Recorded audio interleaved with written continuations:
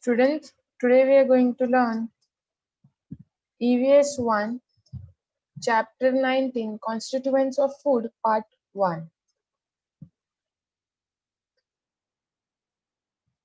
The first part which we are going to see is carbohydrates. So carbohydrates is divided into three parts. First one is starch, second is sugar, and the third one is fiber. You have learned that foodstuffs have constituents that are useful to us in very different ways. And let us learn more about constituents of food. If you cut a piece of potato and keep it aside and put a drop of iodine on it, what will you see? After some time, the potato turns into blackish blue.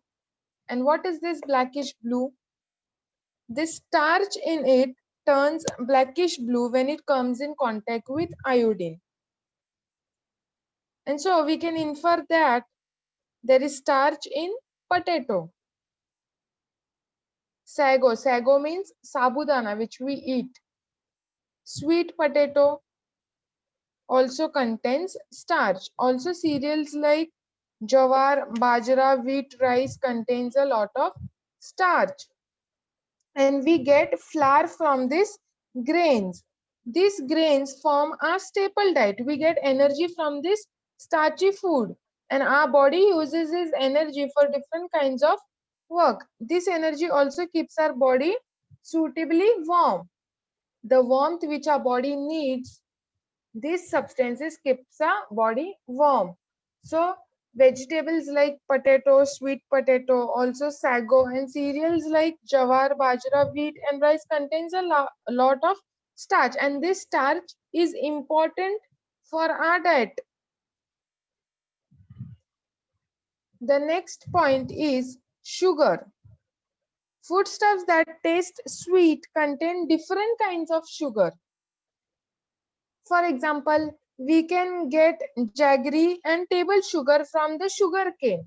Table sugar means which we use in our home to make tea. That is known as table sugar. And jaggery, that is good. Jaggery and table sugar is obtained from sugar cane because it contains sugar called as sucrose. Ripe fruits like mango, banana, chiku, as also honey, milk also contain various kinds of sugar, and they too give us energy. So most of the foodstuffs contain sugar in them, and that is also important for our diet, and that gives us energy.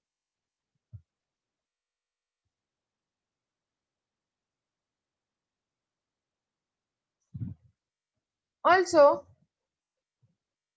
if we take some kind of flour, atta that means, and if we sieve it, sieve means channi ke through, if we sieve it, what do we see after some time?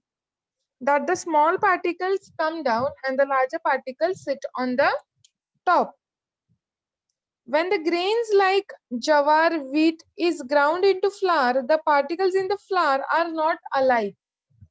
When the grains like jawar, bajra, wheat are converted into flour, when they are mixed in the flour, mixed in a sense when we make it into a flour, when we make it a fine powder, all the particles do not become of a same size. There are some smaller particle and there are some larger particle. When the flour is sifted, we find the larger particles left behind on the sieve, and these particles are fine pieces of the skin or bran of the grain. That means they are the skin, they are the upper layer of that small cereal grains that can be of wheat or either jawar. And bran is a fibrous substance. Bran means the upper covering of that grains. It's a very fibrous substance. And in the process of digestion, fiber has a special function. Digestion means whatever we eat, we have a proper digestive system.